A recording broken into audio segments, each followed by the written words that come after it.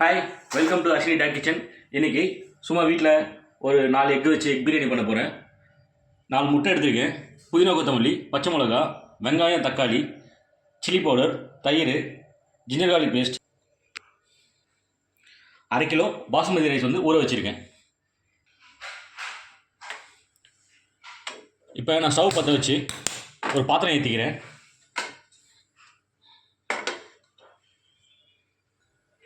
இன்னொரு stove on பண்ணி முட்டை வேக வைக்க தண்ணி வச்சுக்கிறேன்.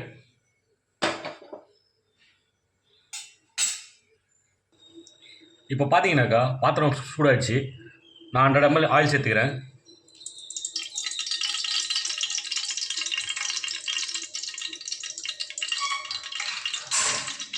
அதில் பட்டை, லவங்கம், ஏலக்காய், ஒரு பே லீஃபு. இப்போது முட்டைக்கு தண்ணி வச்சுருந்தேன் முட்டை வைக்கிறதுக்கு. அது கொதிக்க ஆரம்பிச்சிச்சு. அதில் ஒரு 1/2 ஸ்பூன் உப்பு சேர்த்துக்கிறேன்.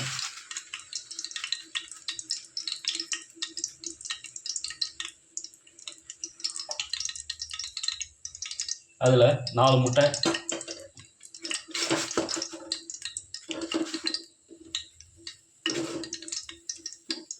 வேக வைக்க வச்சுருக்கேன்.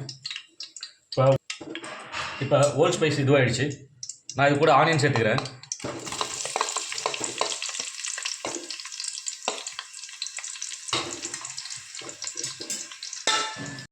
இப்போ பார்த்தீங்கன்னா ஆனியன் ஒரு 25% வெந்திருக்கு.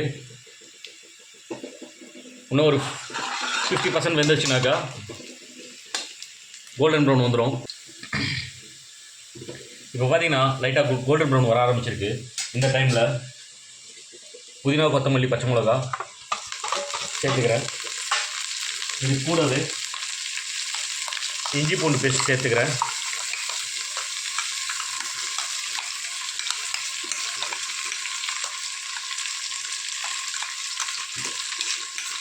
இஞ்சி பூண்டு எவ்வளோ பார்த்தீங்கன்னாக்கா 40 கிராம் இஞ்சி எடுத்துருக்கேன், 40 கிராம் பூண்டு எடுத்துருக்கேன்.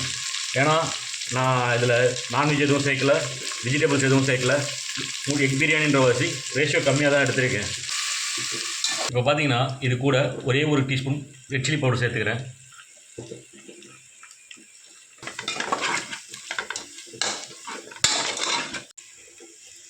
நான் இப்போ தயிர் சேர்த்துக்கிறேன்.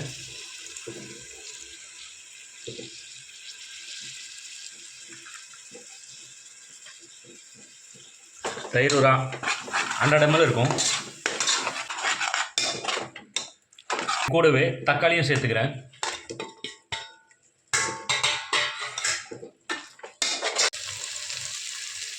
இப்போ இந்த மசாலாவுக்கு தேவையான உப்பு சேர்த்துக்கிறேன்.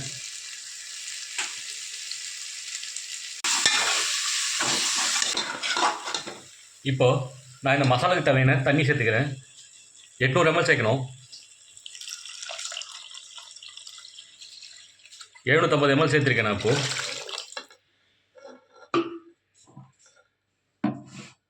இன்னும் ஒரு 50 ml சேர்த்துக்கிறேன். இப்போ மசாலா நல்லா கொதிக்க விட்டு அதுக்கப்புறம் நம்ம அரிசி போடலாம்.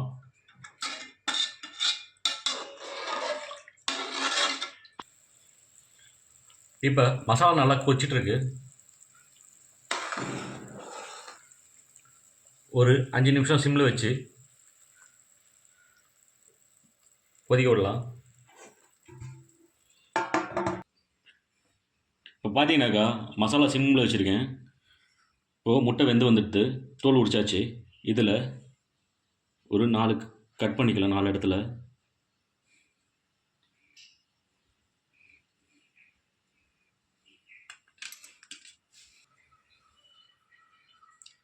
இப்போ பார்த்தீங்கன்னா மசாலா நல்லா கொதிச்சிச்சு. இந்த டைமில் நான் அரிசி சேர்த்துக்கிறேன். இப்போ அரிசி போட்டாச்சு. அரிசி போட்டு ஹை ஃப்ளேமில் வைக்கிறேன்.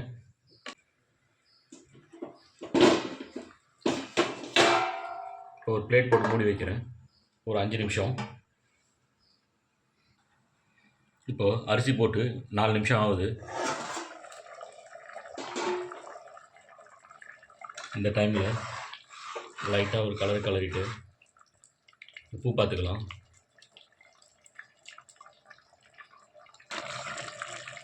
இப்போ உப்பு கரெக்டாக இருக்குது. இப்போ அரிசிக்கும் தண்ணிக்கும் லெவல் வந்துடுச்சு. நான் முட்டையை இது பண்ணிடுறேன்.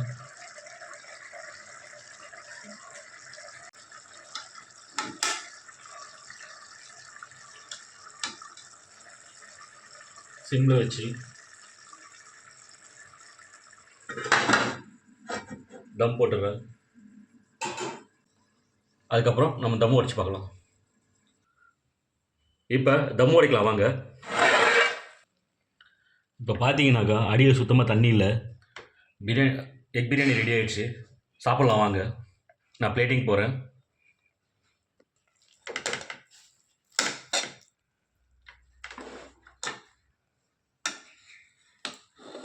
இப்போ பார்த்தீங்கன்னா ரைஸ் எவ்வளோ லாங்காக வந்திருக்கு பாருங்கள். ஒரு 10 நிமிஷம் க்யூரிங் டைம் கொடுத்துட்டு அதுக்கப்புறம் நம்ம சாப்பிட்லாம். இப்போ எக் பிரியாணி ரெடி ஆகிடுச்சு. சாப்பிட வாங்க.